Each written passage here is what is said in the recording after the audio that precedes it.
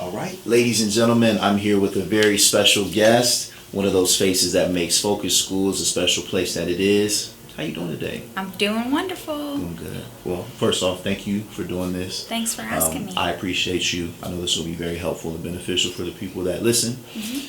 If you don't mind, just give a brief introduction of yourself. Give me your first and last name. Tell us what you do here at Focus.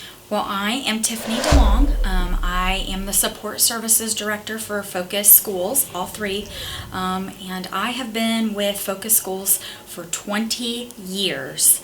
This is my 20th year here with these three schools, and I was previously with another charter school 5 years prior. So this is my 25th year in education. That's beautiful, beautiful. I know you got a lot of stories with that much time. A lot of stories, yes. So I want to walk through the initial stages of your journey into education. What sparked the interest, and then also how would you recommend that new teachers approach education in a modern day setting?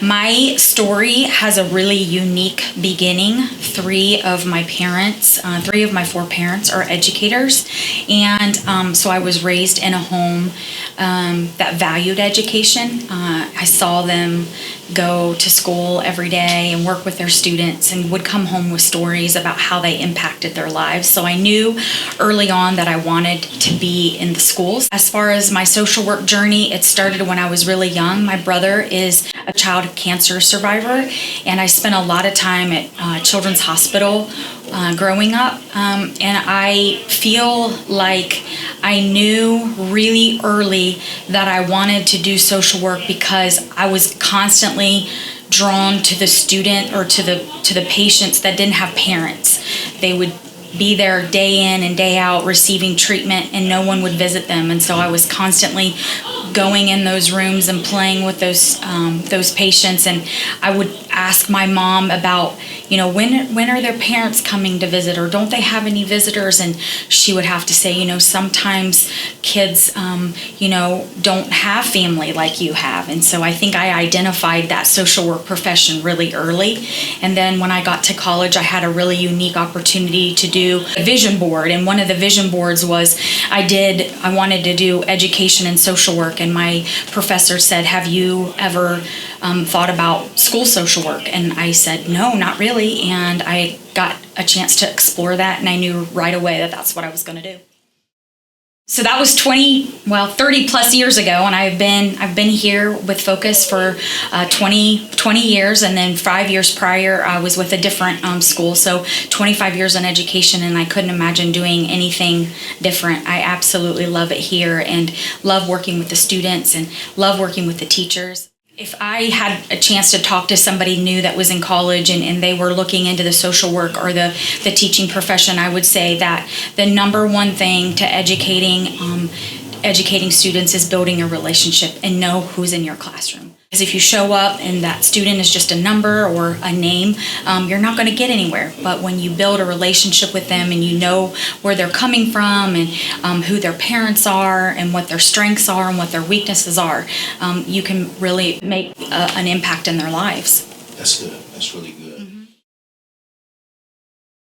Everybody has a different approach when it comes to building connections.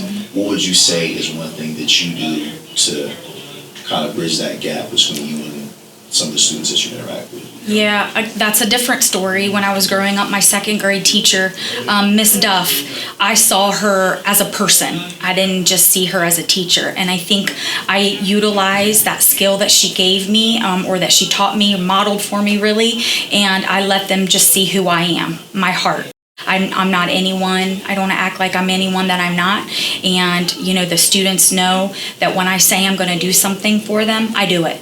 And I think that they need that consistency and they need somebody to show up.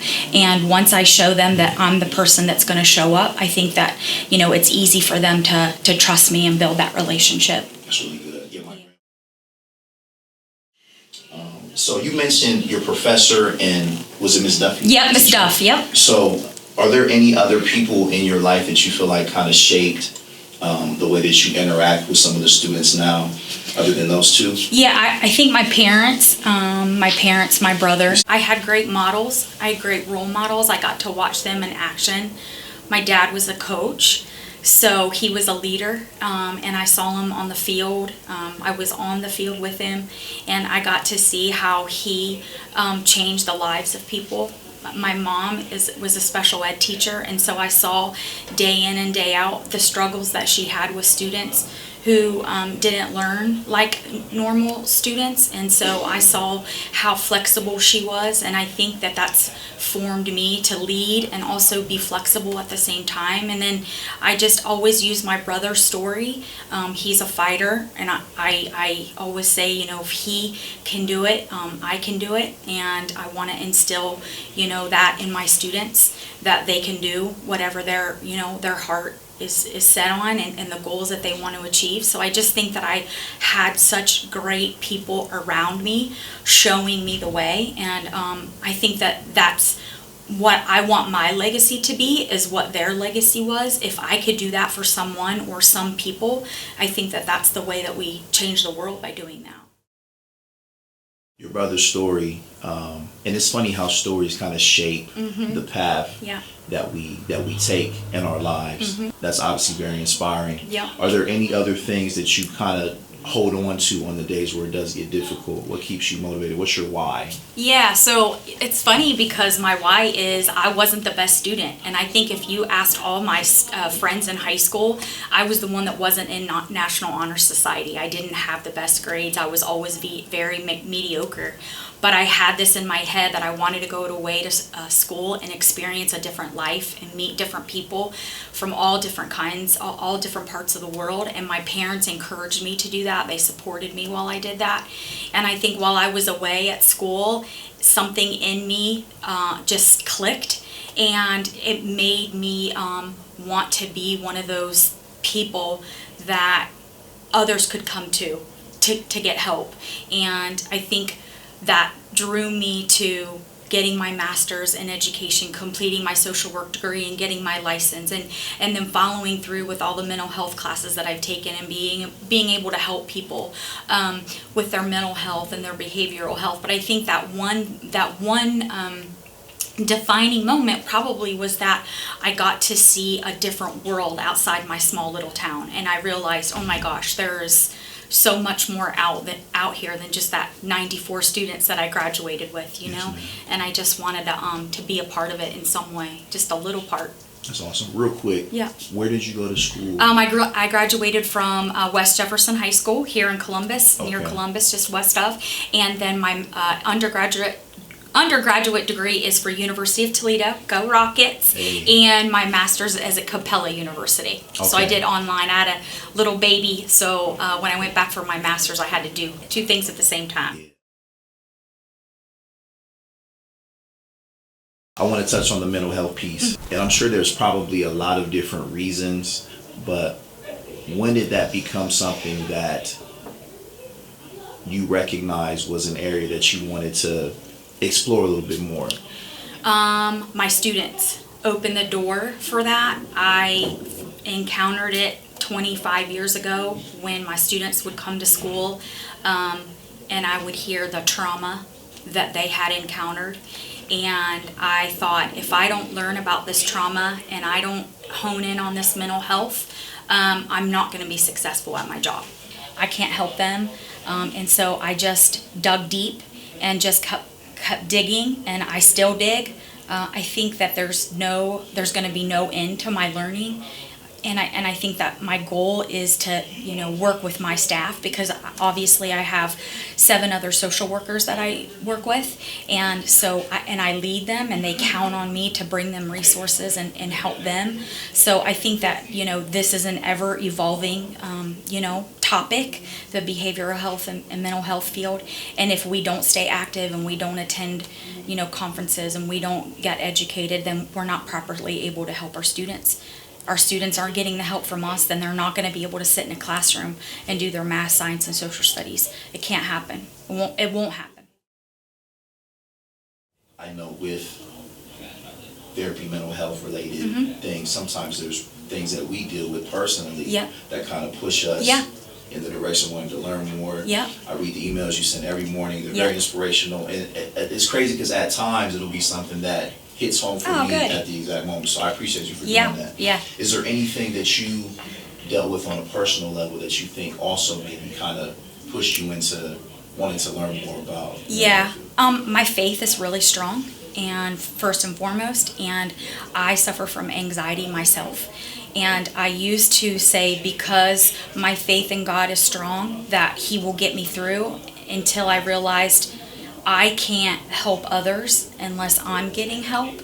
And so I am a very big advocate, and I talk very freely about me seeing a counselor and taking medication for my anxiety, because if my cup's not full, then I'm not able to help others. And so I think I openly talk about my struggles because I want it to become normal for us to do that. And I think that, if more of us did that, it would be more common, and students and adults would seek help faster. Absolutely.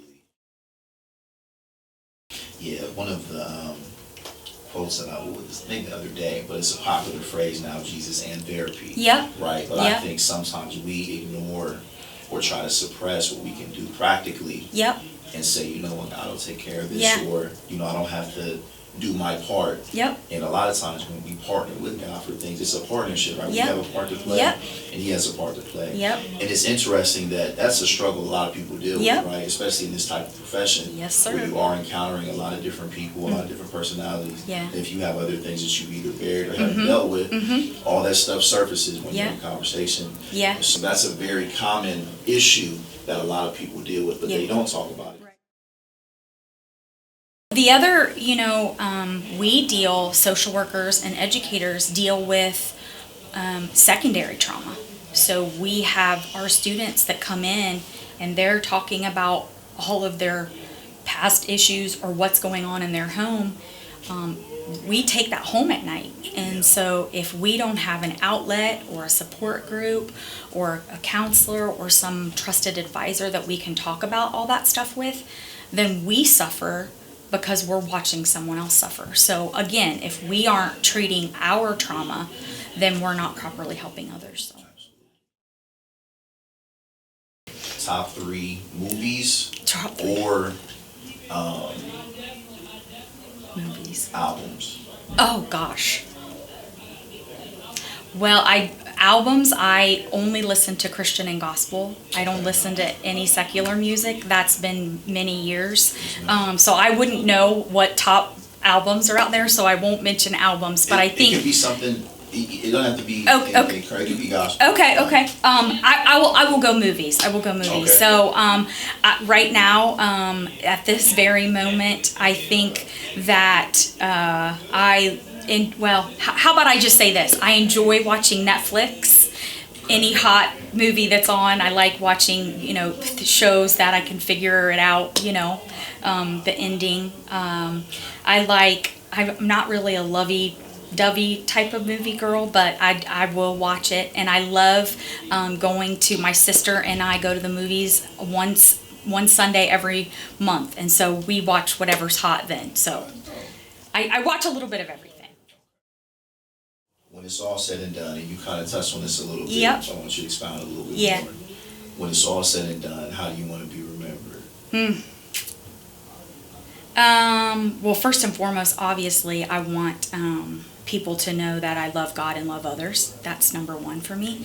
So serving Him and serving others is, I guess, my main goal in life. I want to be known. I want my son to serve God and love others as well. So I think those first two, it's important that I am a great mom and that my son grows up to be an amazing man.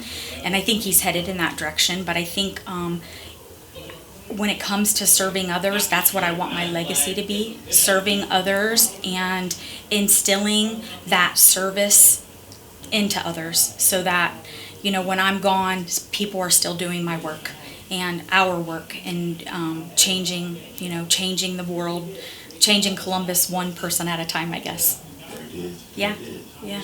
Ms. Delong, thank you. Thank again you. for sitting down.